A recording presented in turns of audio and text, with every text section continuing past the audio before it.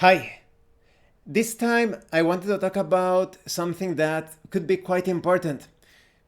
One of my viewers, Retro DM Ray, he mentioned that there could be players that are not exactly knowledgeable or savvy about particular references when it comes to genres, environments, themes in tabletop role playing games.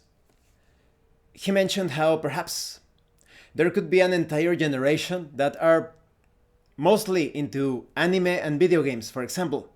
I think he mentioned video games, but you could say that anime and manga. So if you are playing like a sword and sorcery campaign in the style of Robert E. Howard, or maybe a science fantasy situation like in the style of The Dying Earth, uh, Jack Vance, they could be a bit unprepared, disarmed when it comes to visualizing the sort of environment. I think that is very interesting. In a recent talk that I had with Sean Schoner, he the subject of an actual play that was abysmal in terms of role playing. Yes, that actual play came up in the conversation, and Schoner said that there was this moment where they basically like insta swapped their suits.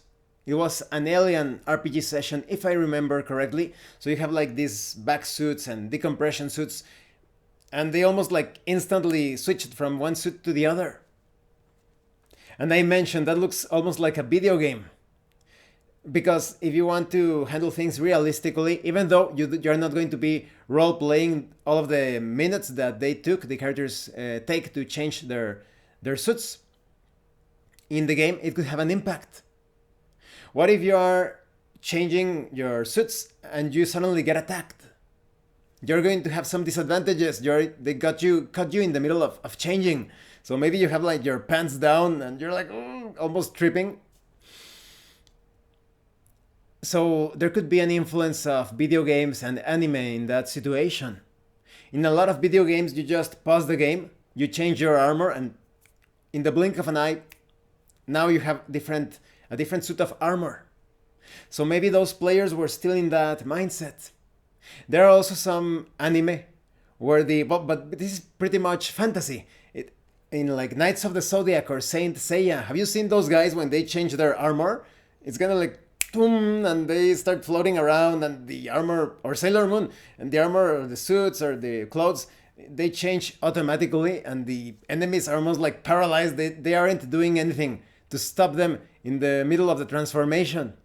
I've always interpreted that it happens so fast, so it's more like an artistic expression.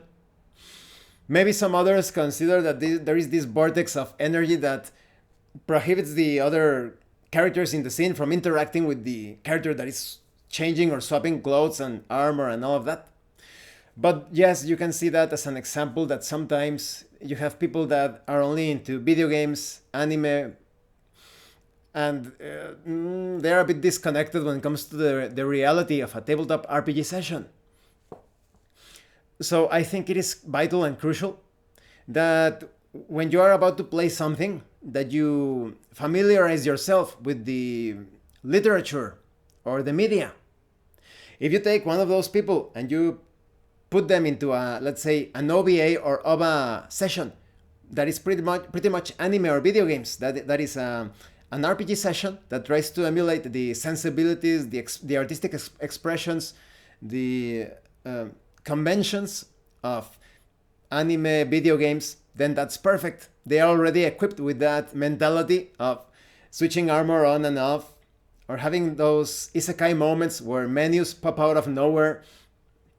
They are already within those, how you say, that artistic expression.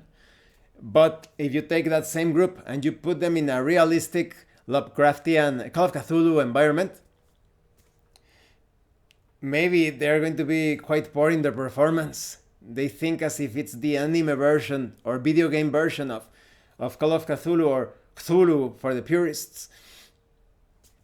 So yes, I think it's very important for you to read books, watch movies or anime if needed, play video games related to the sort of experience that you're going to be playing.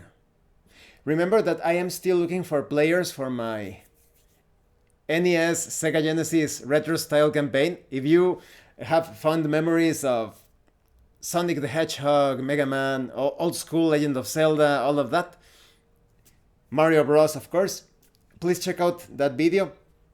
I'm going to put the link in the description. It's a perfect opportunity for you to really practice roleplay if you haven't been roleplaying, or if you are already knowledgeable in the fine practice of roleplay. Definitely consider it if that is your cup of tea. Well, thank you for watching this video. Thank you for your likes and your comments. If you have any questions or comments, please let me know. And thank you so much to those of you that are going the extra mile to support the channel. If anyone else wishes to further support the channel, the information on how to do that will be in the description below.